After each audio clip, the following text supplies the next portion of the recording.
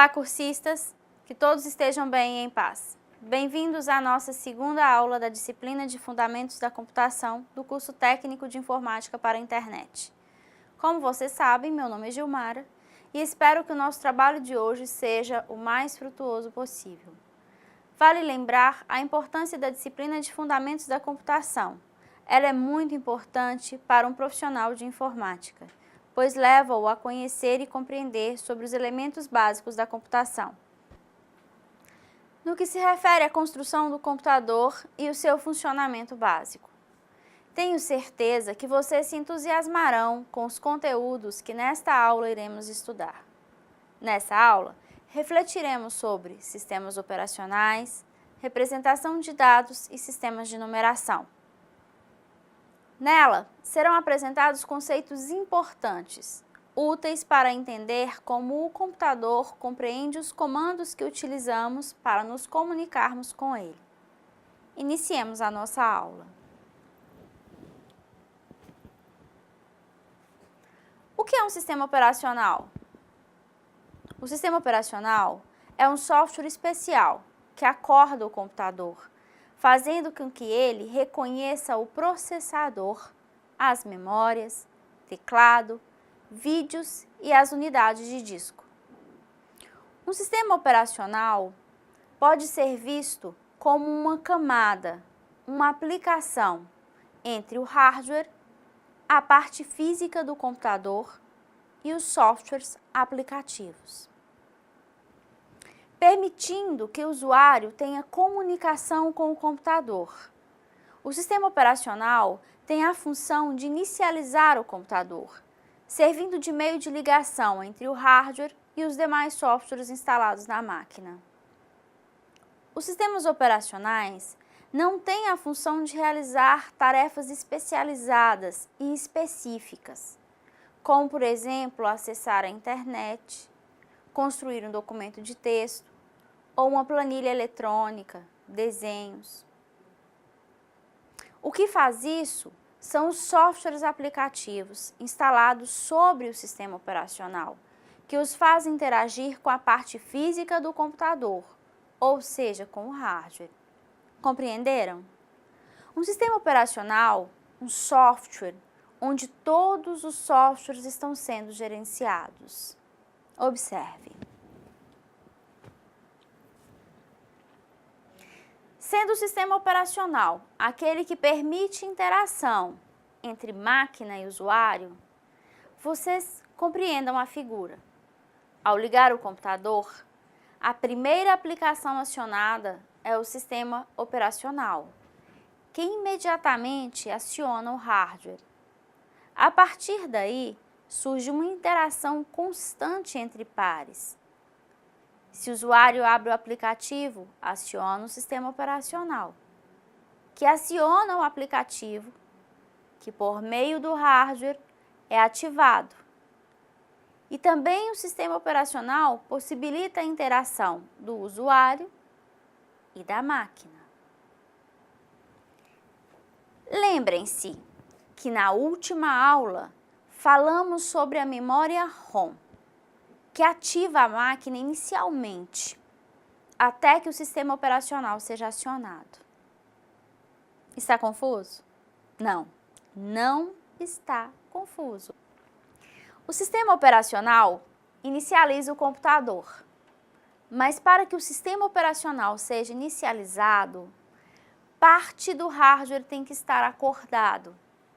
Um exemplo disso, o mouse, o teclado e a memória RAM.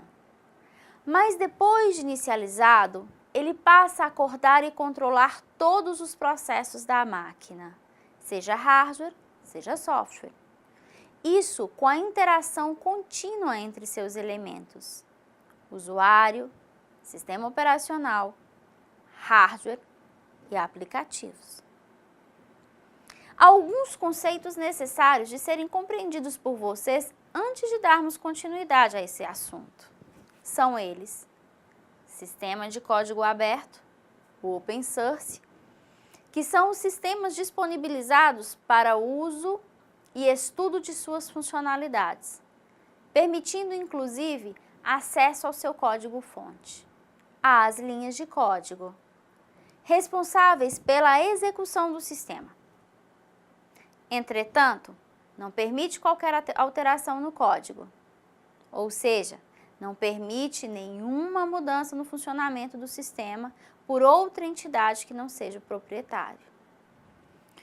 Os sistemas de código livre, free source, semelhante aos sistemas de código aberto.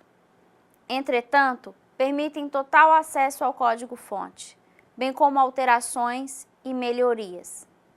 Um conceito que surgiu em 1984, com o objetivo de construir um sistema operacional totalmente livre, que tivesse seu código-fonte aberto para leitura, modificações e redistribuição sem restrições.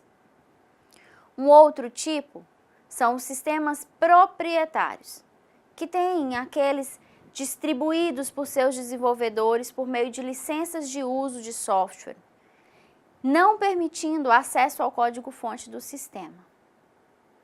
Por fim, os sistemas de teste, shareware, também chamados de demo, são distribuídos de forma gratuita para avaliação e teste. Normalmente, funcionam por tempo previamente estabelecido ou oferecem algum tipo de limitação de uso.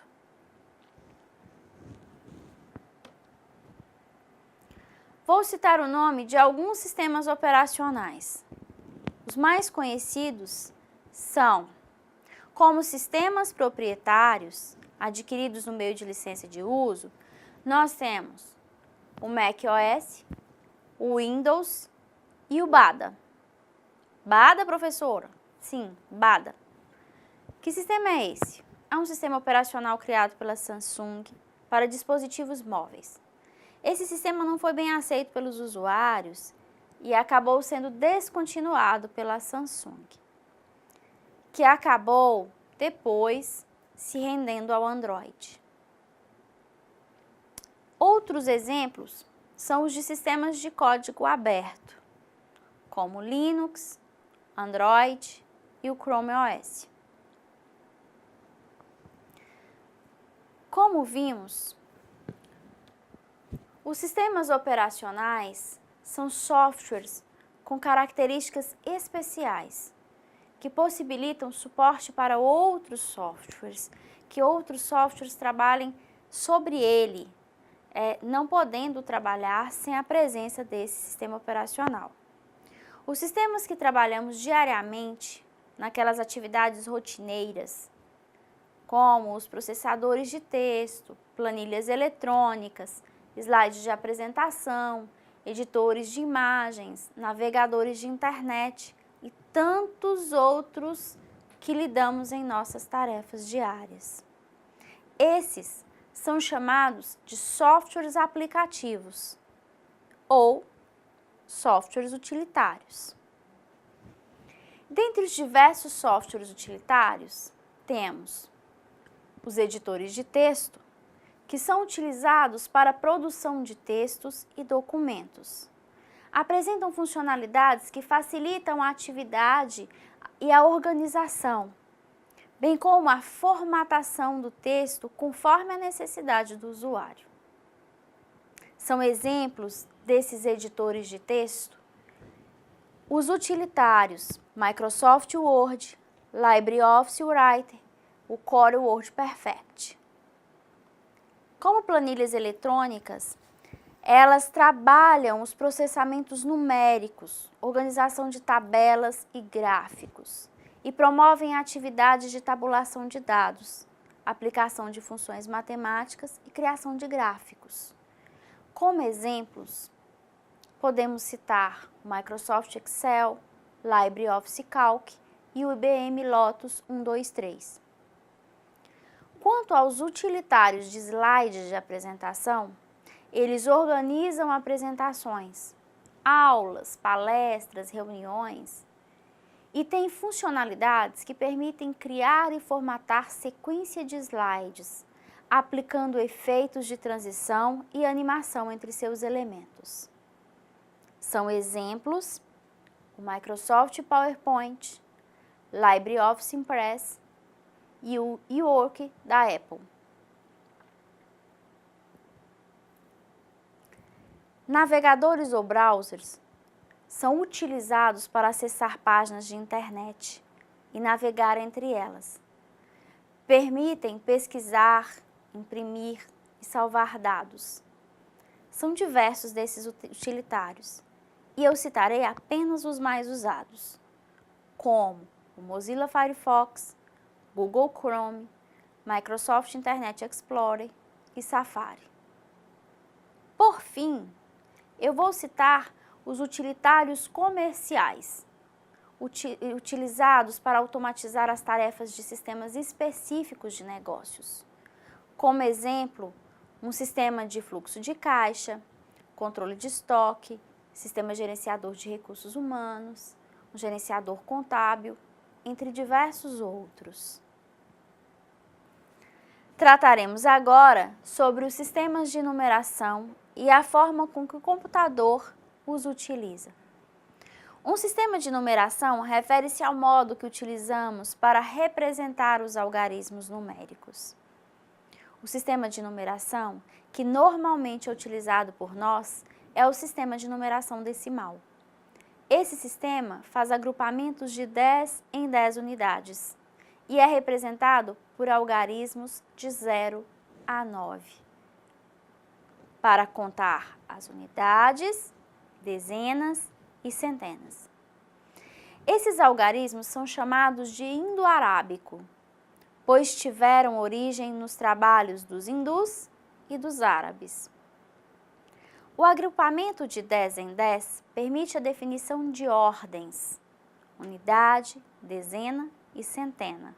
Primeiro agrupamento.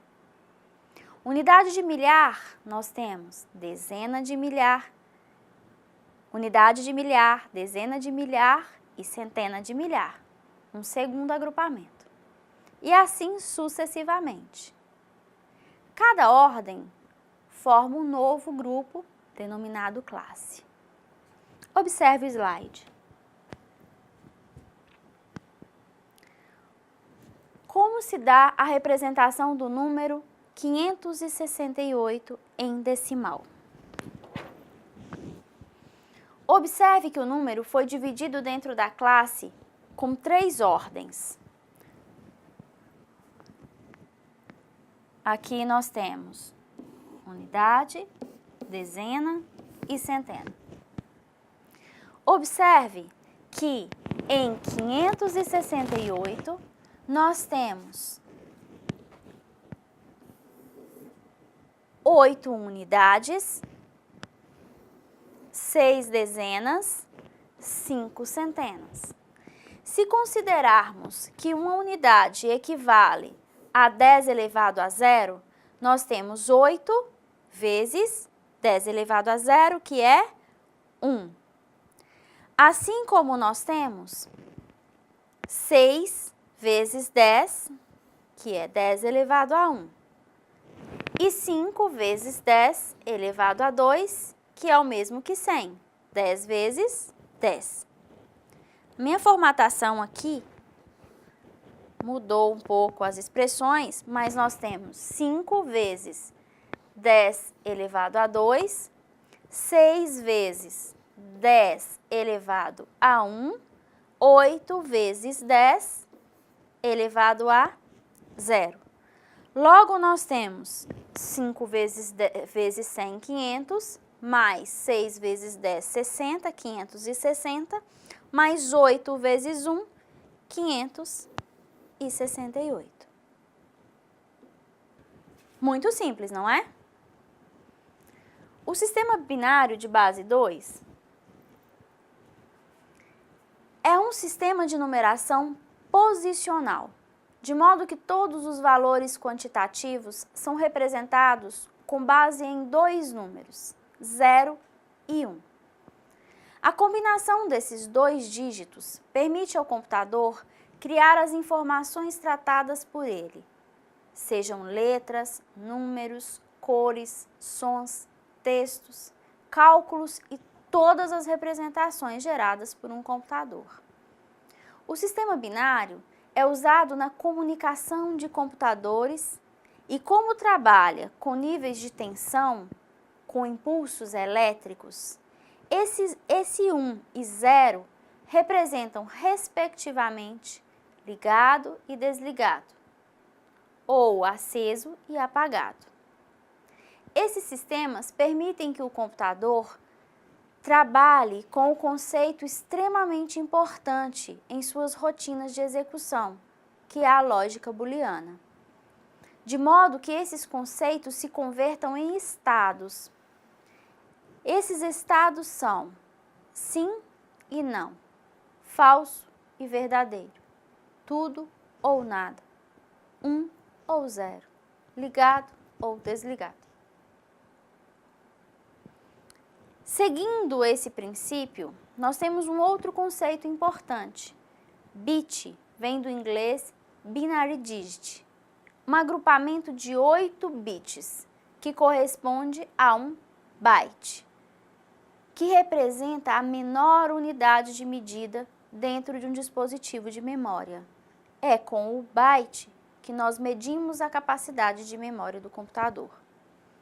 O computador tem como medidas de armazenamento de dados, e essa medida em suas memórias é ela que controla a manipulação dos dados. E todos os conceitos de medida estão baseados em bytes. Vamos conhecer alguns deles e suas representações.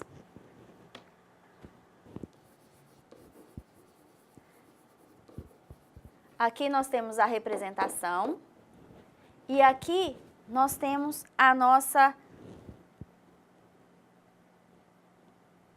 nossas unidades fatoriais. A nossa fatoração dele. Então, observe que o byte é representado pela letra B, equivale a um fator binário de 2 elevado a 0, a menor unidade de medida. O kilobyte é representado por KB, com fator binário de 2 elevado a 10, que equivale a 1024 bytes. O megabyte é representado por MB, com fator binário de 2 elevado a 20, equivalendo a 1.048.566 bytes. O gigabyte, representado por GB, seu fator binário é de 2 elevado a 30, 1.073.641.824 bytes. O terabyte é representado por TB, com fator binário de 2 elevado a 40. O petabyte, representado por PB, com fator binário de 2 elevado a 50. Hexabyte, representado por EB, com fator binário de 2 elevado a 60.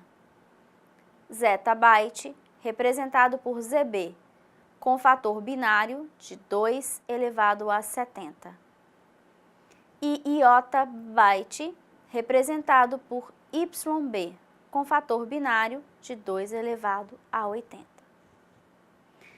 Vale lembrar que não há apenas essas representações.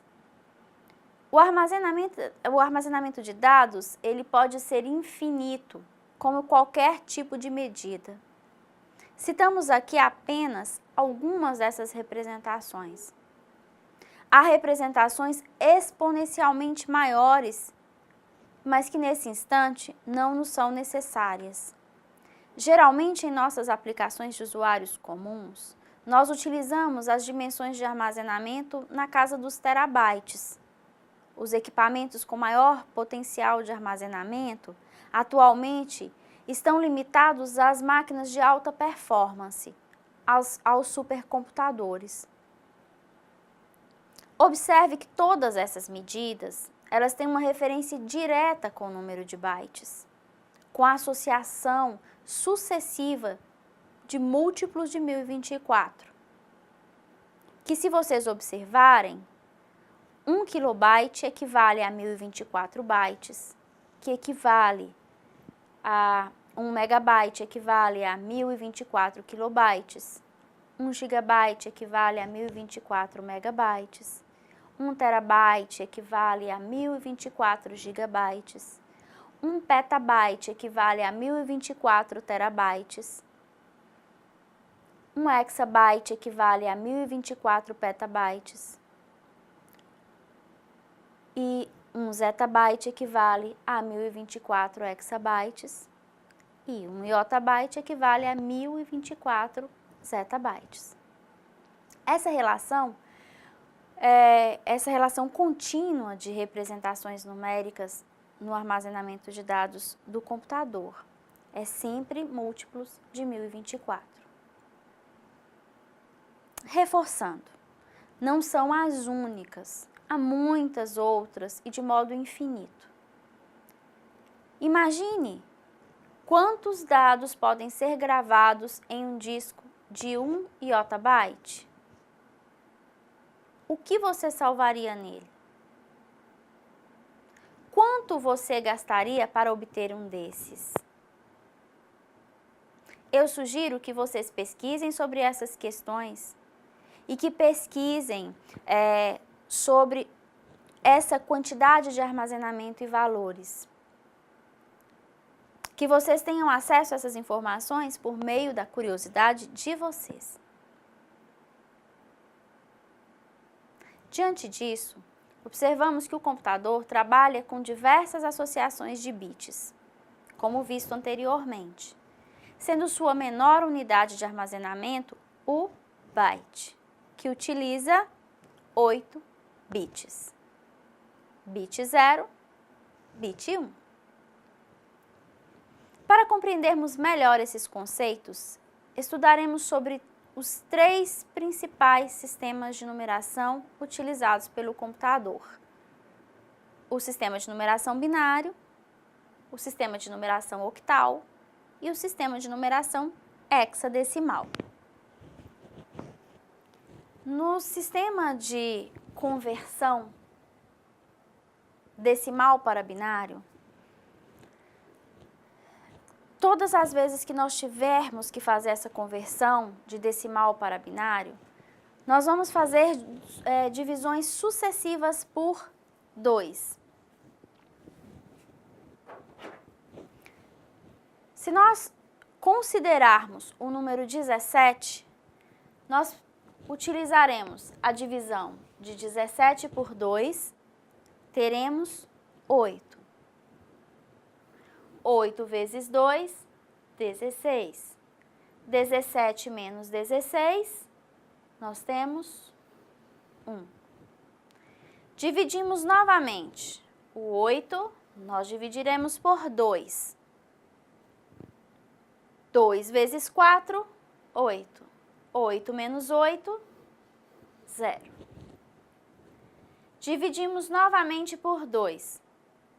2 vezes 2, 4. 4 menos 4, 0. Mais um 2. Dividimos por 2, nós temos 1. 1 vezes 2, 2. O resto é 0.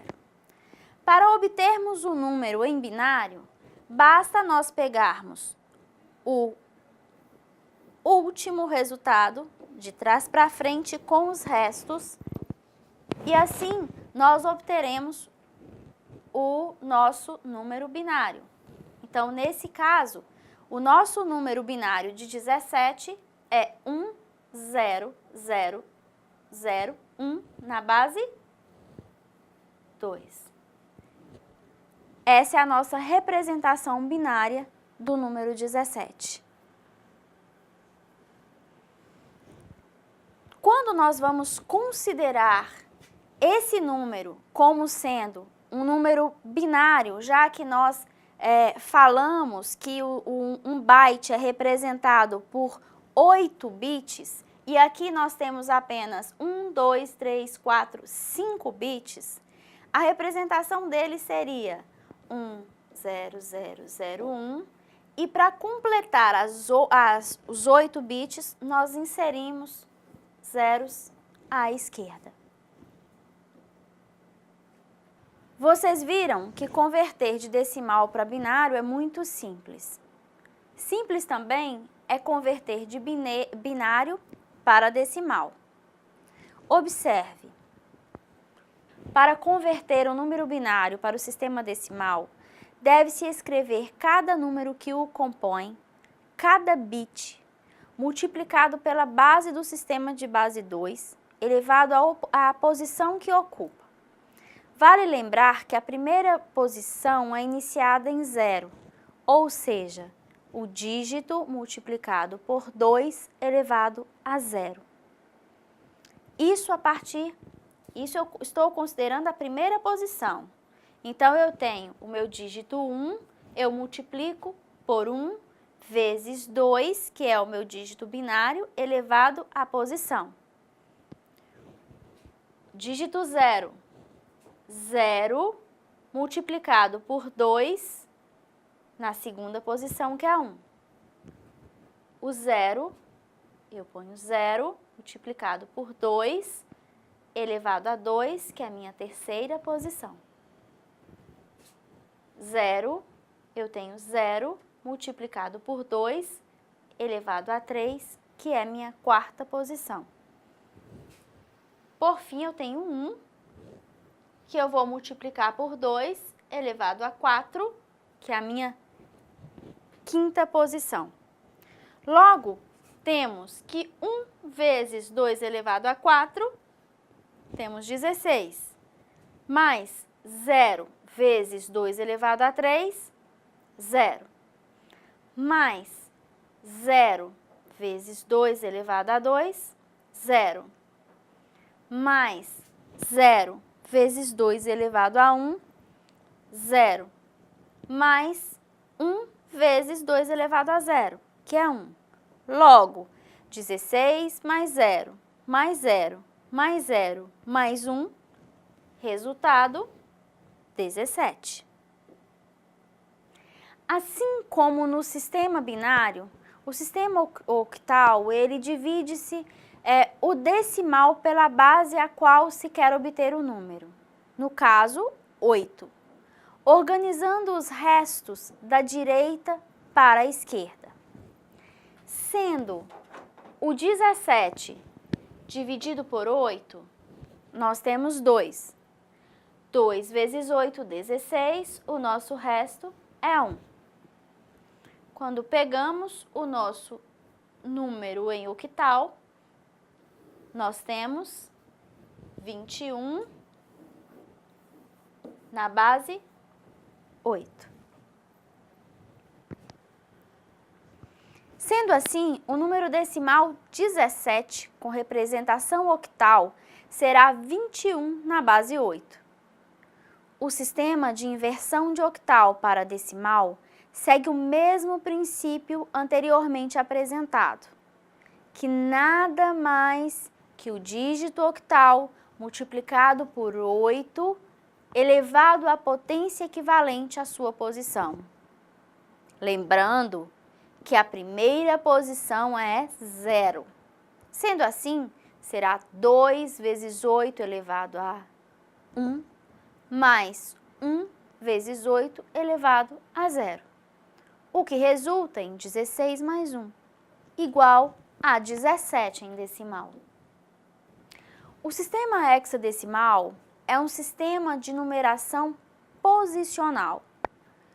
Os números em base 16 empregam 16 símbolos que vão de 0 a 9 e de A a F.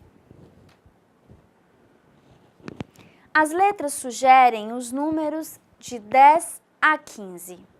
Sendo assim, os símbolos de base hexadecimal são 0, 1, 2, 3, 4, 5, 6, 7, 8, 9.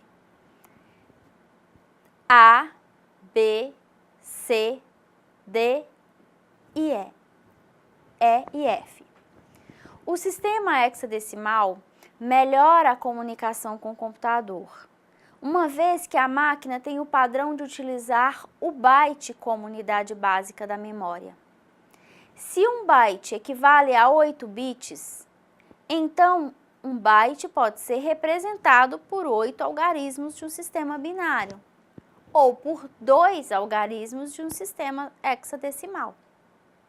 Deste modo, o número binário 1, 0, 0, 1, 1, 1, 0, 0, quando representado em hexadecimal, é representado como 9C.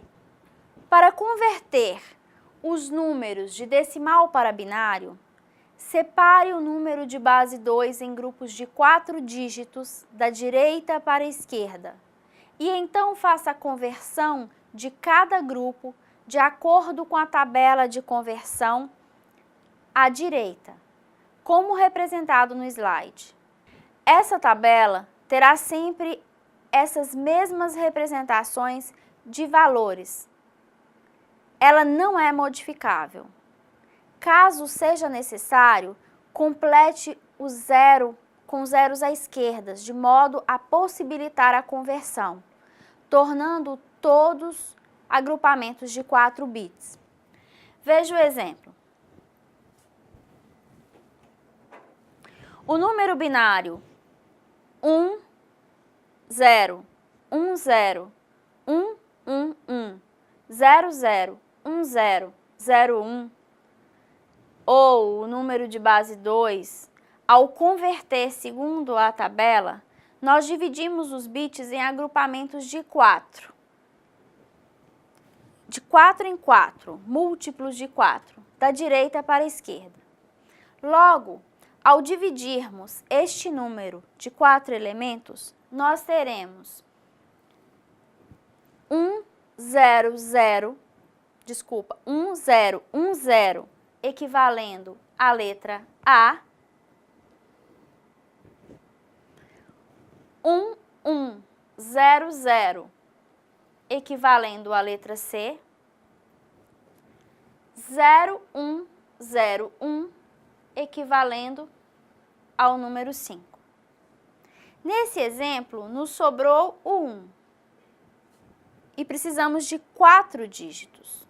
Logo, inserimos uma sequência de 3 zeros à esquerda, o que ficaria 0001 igual a 1. Se vocês observarem, esses números são todos representados dentro da nossa tabela.